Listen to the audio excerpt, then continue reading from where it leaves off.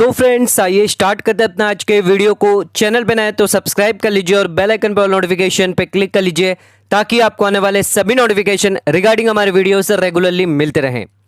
तो जीएसटी में एक इंपॉर्टेंट सर्कुलर यहां पर आया है फॉर जीएसटीआर 3B के लिए और जीएसटीआर 1 के लिए। तो अगर आप जून महीने की जीएसटीआर 3B और 1 फाइल कर रहे हैं तो ध्यान रखिएगा, ये सर्कुलर आपके लिए बहुत ज़्यादा इंपॉर्टेंट है। सर्कुलर नंबर 170/2/2022 जो 6 जुलाई 2022 को यहां पर जारी किया गया है। अब यहां पर ध्यान रखिएगा, अगर आप जीएसटीआर 3B या जीएसटीआर 1 अगर फाइल करते हैं तो आपको यहां पर mandatory correct and proper information यहां पर जीएसटीआर 3B और 1 में देनी अब होगी सर। किसके लिए? तो यहां पर अगर आप इंटरस्टेट सप्लाई करते हैं अनरजिस्टर्ड पर्सन को, यूआरपी को या कंपोजिशन पर्सन को या यूएन होल्डर को करते हैं इंटरस्टेट सप्लाईज, उसी के साथ साथ अगर कोई इनएलिजिबल या ब्लॉक आईटीसी है या कोई reversal of input tax credit है, उसको आपको कैसे जीएसटीआर 3B में दिखाना है। तो ये पूरा का पूरा जो है क्लैरिफिकेशन यहां पर दिया गया है सर इस सर्कुलर में। तो ये क्लैरिफिकेशन आपके लिए हो जाता है इंपॉर्टेंट। अगर जीएसटीआर 1 जीएसटीआर 3B आप फाइल करने जा रहे हैं तो प्लीज एक बार ये क्लैरिफिकेशन पूरा अच्छे से जरूर समझ लीजिए। एक छोटी सी गलती आपको यहां पर जो है बहुत भारी पड़ सकती है। तो आइए समझते हैं ये दोनों चीजें, जो इंटरस्टेट सप्लाई करते हैं, दूसरी कोई आपकी आईटीसी है इनएलिजिबल ब्लॉक और रिवर्सल आईटीसी, उसको आपको कैसे दिखाना है जीएसटीआर 3B में। आइए समझते हैं इस सर्कुलर के थ्रू। तो यहां पर ये करेक्ट रिपोर्टिंग क्यों यहां पर गवर्नमेंट करवा रही है, ताकि यहां पर जीएसटीआर 3B और जीएसटीआर 1 के अंदर करेक्ट इंफॉर्मेशन जाए। जो सेटलमेंट ऑफ फंड है गवर्नमेंट के ऑफर्स के, गवर्नमेंट का, सेंट्रल गवर्नमेंट और स्टेट गवर्नमेंट का, वो यहां पर करेक्ट हो और एक्यूरेट हो। उस वजह से ये सर्कुलर अब लाया गया है। बिकॉज बहुत सारी ऐसी यहां पर जो है यूनिफॉर्मिटी लाने के लिए यह सर्कुलर जारी किया गया है। सबसे पहले आपको बता देते हैं, यहां पर अगर आप इंटरस्टेट सप्लाई करते हैं तो यहां पर आपको इंफॉर्मेशन फर्निश करनी पड़ेगी। अगर आप इंटरस्टेट सप्लाई करते हैं किसको? अनरजिस्टर्ड पर्सन को, कंपोजिशन टैक्सेबल पर्सन को या यूएन होल्डर को। आप सभी को बताया कि यहां पर अगर आपने इंटरस्टेट सप्लाई करी तो 3.2 के टेबल के अंदर यहां पर आपको जीएसटीआर 3B के अंदर शो करनी होती है। यानी 3.1 में तो आप टोटल टैक्सेबल सप्लाई दिखाएंगे, उसके अंदर अगर आपने कोई इंटरस्टेट सप्लाई करी है तो 3.2 टेबल के अंदर यहां पर आपको इंटरस्टेट सप्लाई अगर आपने अनरजिस्टर्ड कंपोजिशन टैक्सेबल पर्सन या यूएन होल्डर को करी है तो वो आपको यहां पर दिखानी होती है। तो यहां पर क्या क्लैरिफिकेशन दिया है, तो यहां पर आपको किस में दिखानी है? टेबल नंबर 3.2 जीएसटीआर 3B के अंदर। तो यहां पर डिपार्टमेंट ने यह नोटिस किया है कि यहां पर जो एड्रेस है अनरजिस्टर्ड पर्सन का, वो यहां पर करेक्टली नहीं दिखा रहे हैं सप्लायर्स। बहुत सारे ऐसे सप्लायर जो गलत प्लेस ऑफ सप्लाई दिखा रहे हैं, उसके वजह से यहां पर गलत डिक्लेरेशन की वजह से जो प्लेस ऑफ सप्लाई है वो यहां पर प्रॉपर नहीं दिखाई जा रही है, और जो कंजम्पशन जो स्टेट है जिसको पैसा मिलना चाहिए वो यहां पर नहीं मिल पा रहा है। डेस्टिनेशन बेसिस पर यहां पर जीएसटी लाया गया और कंजम्पशन बेसिस पे यहां पर जो कंज्यूम्ड हो रही है जहां पर सप्लाई डेस्टिनेशन पे, वहां पर प्लेस ऑफ सप्लाई नहीं हो पा रही है प्रॉपर। तो आइए देखते हैं कैसे यहां पर आपको करेक्ट रिपोर्टिंग करनी है जीएसटीआर 3B के अंदर। आईटीसी जो इनएलिजिबल है और रिवर्सल आईटीसी है।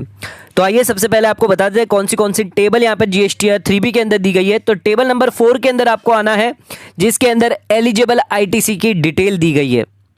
तो यहां पर टेबल नंबर 4A जिसके अंदर आईटीसी अवेलेबल है, तो यहां पर import of goods, import of service, inward supply जो है, reverse charge basis, inward supply from ISD और ऑल अदर आईटीसी।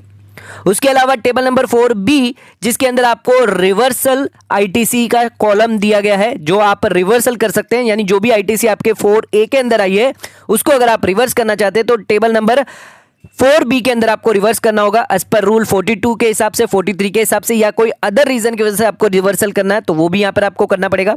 उसके बाद है टेबल नंबर 4C जो नेट आईटीसी की बात करता है, जो टेबल नंबर A यानी जो आईटीसी आपकी अवेलेबल है लेस जो आप यहां पर रिवर्सल करने वाले हैं। उसके अलावा टेबल नंबर 4D जो है वो इनएलिजिबल आईटीसी है, जिसके अंदर आपको 2 आईटीसी दिखानी है, एक तो 17/5 की जो इनएलिजिबल है, उसके अलावा कोई अदर आईटीसी इनएलिजिबल है वो आपको दिखानी है। तो ये टेबल आप समझ लीजिएगा, मेन यहां पर जो है टेबल नंबर 4B है और टेबल नंबर 4D है। इन दो कॉलम के बारे में यहां पर जो क्लैरिफिकेशन दिया है टेबल नंबर 4B और टेबल नंबर 4D के बारे में। तो आइए देखते हैं क्या क्लैरिफिकेशन यहां पे दिया है। तो सबसे पहले यहां पर इन्होंने बोला है टोटल आईटीसी जो ऑटो पॉपुलेटेड हो रही है स्टेटमेंट जीएसटीआर 2B से टेबल नंबर 4A के अंदर जीएसटीआर 3B में, बट जो 2B में आईटीसी दी गई है उसमें से कौन सी ऑटो पॉपुलेटेड नहीं होगी? जो आईटीसी 16/4 की कंडीशन मेट नहीं कर रही है, यानी टाइम लिमिट 16/4 की जा चुकी है। उसके अलावा यहां पर अगर रिसिपिएंट है जो इंट्रा स्टेट सप्लाई हुई है, जो लोकेटेड है डिफरेंट स्टेट में, यानी सप्लाई तो इंट्रा स्टेट हुई है पर लोकेटेड डिफरेंट स्टेट में, तो उस केस में यहां पर जो है आपको क्रेडिट इनएलिजिबल में दिखाई देगी। तो ये दो चीजें जो है वो आईटीसी आपकी इनएलिजिबल आईटीसी में शो होने वाली है। एक तो 16/4 की कंडीशन जो मैट नहीं हो रही है, दूसरी यहां पर रिसिपिएंट और प्लेस ऑफ सप्लाई दोनों ही डिफरेंट है। अब आ जाते बात करते हैं रिवर्सल के बारे में। तो ये बी पॉइंट और सी पॉइंट बहुत ज्यादा इंपॉर्टेंट है। अगर कोई आईटीसी रिवर्सल है जो वापस आप क्लेम नहीं करने वाले, यानी रूल 38, रूल 42, रूल 38 अगर आप रिवर्सल करना चाहते हैं कोई क्रेडिट को बैंकिंग कंपनी, फाइनेंशियल इंस्टीट्यूशन की, या रिवर्सल करना चाहते हैं इनपुट सर्विस एग्जेम्प्टेड गुड्स की, रूल 38, रूल 42, रूल 43 अगर आप रिवर्सल करना चाहते हैं कैपिटल गुड्स, एग्जेम्प्टेड गुड्स और सर्विस केस में, या फिर अगर आप 17/5 की इनएलिजिबल आईटीसी अगर वो भी आप रिवर्सल करना चाहते हैं तो वो यहां पर टेबल नंबर 4B के अंदर आपको करनी होगी। और हमने अभी आपको बताया था 17/5 की आपको इनएलिजिबल आईटीसी किसके अंदर दिखाते हैं हम? टेबल नंबर 4D1 के अंदर, बट आपको यहां पर नहीं दिखाना है। आपको यहां पर किस में दिखाना है? रिवर्सल किस में करनी है? टेबल नंबर 4B के अंदर। यानी आपको 17/5, रूल 42, 43 यहां पर कहां दिखाना होगा सर? रूल 42, 43 और 17/5 आपको यहां ही रिवर्सल करना पड़ेगा। अगर आपने यहां पर रिवर्सल कर दिया तो यहां पर टेबल नंबर 4D के अंदर वापस यहां पर नहीं डालना है सर। तो ये एक यहां पर जो है क्लैरिफिकेशन यहां पे किया कि 17/5 की यहां पर टेबल नंबर 4B के अंदर दिखानी है, 4D के अंदर आपको नहीं दिखानी है। जो 4B के अंदर आप दिखा देंगे वो 4D के अंदर आपको नहीं दिखानी है। कौन सी आईटीसी? जो आप यहां पर कभी भी क्लेम नहीं करेंगे। उसके अलावा अगर कोई आईटीसी है जो यहां पर आप रिवर्सल करते हैं जो परमानेंट नहीं है एंड वापस आप पर रीक्लेम करते हैं आगे इन फ्यूचर में, वो कौन सी आईटीसी आपको रिवर्सल करनी है? रूल 37 की अगर यहां पर 180 दिन से ज्यादा अगर आपने पेमेंट नहीं किया है किसी सप्लायर ने तो यहां पर उसे रिवर्सल करना होगा। उसी के साथ साथ यहां पर 16 अगर गुड्स आपने 16(2)B और 16(2)C अगर आपने गुड्स रिसीव नहीं किए हैं बट आपके 2B में दिखाई दे रहा है तो वो आपको रिवर्सल करनी होगी 4B2 के अंदर, यानी अदर के अंदर।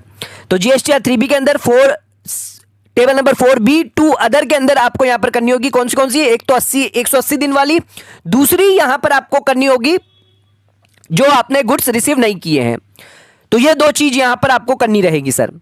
उसके अलावा यहां पर 4B2 के अंदर आप वो भी आईटीसी रिवर्सल कर सकते हैं अगर आपने पिछले महीने में कोई गलत आईटीसी ले ली है तो यहां पर अदर में आपको रिवर्सल करना रहेगा। यानी पिछले महीने में आपने ज्यादा आईटीसी ले ली, गलत आईटीसी ले ली, तो यहां पर आप रिवर्सल कर सकते हैं टेबल नंबर 4B2 के अंदर।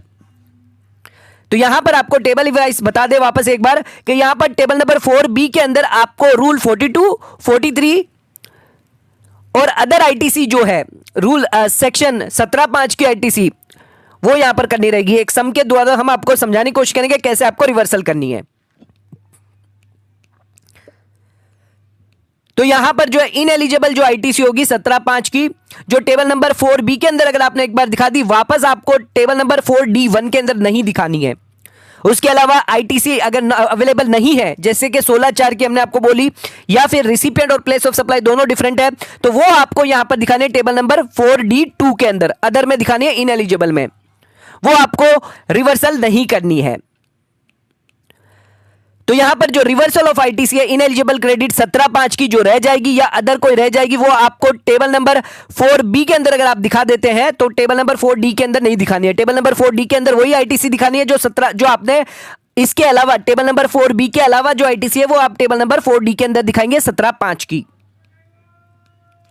आइए एक एग्जांपल के थ्रू आपको समझाने की कोशिश करते हैं। तो यहां पर आप देख सकते हैं हमने यहां पर लिखिए import of goods, import of service, inward supply under reverse charge, inward supply from ISD, inward supply. तो यहां पर आपको क्रेडिट दिख रही होगी आईजीएसटी, सीजीएसटी, एसजीएसटी। अब आ जाते बात कर लेते हैं अगर यहां पर कोई आपकी आईटीसी है जिसका गुड्स आपने रिसीव नहीं किया है, 17/5 का है, गुड्स तो रिसीव किया है बट वो 17/5 के अंदर बेड है, 50,000 IGST, तो उस केस में यहां पर आप कहां पे दिखाएंगे सर? तो हमने ऑलरेडी आपको बोला टेबल नंबर 4B1 के अंदर आपको दिखानी है। तो आइए देखते हैं 50,000 कहां दिखेंगे सर? टेबल नंबर 4B1 के अंदर 50,000 दिख जाएंगे यहां पे। दूसरा पॉइंट आ जाता है कि अगर वो रूल 42 43 ऑलरेडी हमने बताया, अगर कोई रिवर्सल आईटीसी करनी है रूल टेबल नंबर 4B1 के अंदर दिखानी है, तो ये दोनों की दोनों 17(5) की और रूल 42 43 की आपको टेबल नंबर 4B1 के अंदर दिखानी रहेगी सर। टेबल नंबर 4B1 के अंदर यहां पर आपको दिखानी रहेगी 52,000 और 50,000 वो और 75,500 IGST, तो ये दोनों आपको यहां पर दिखानी रहेगी।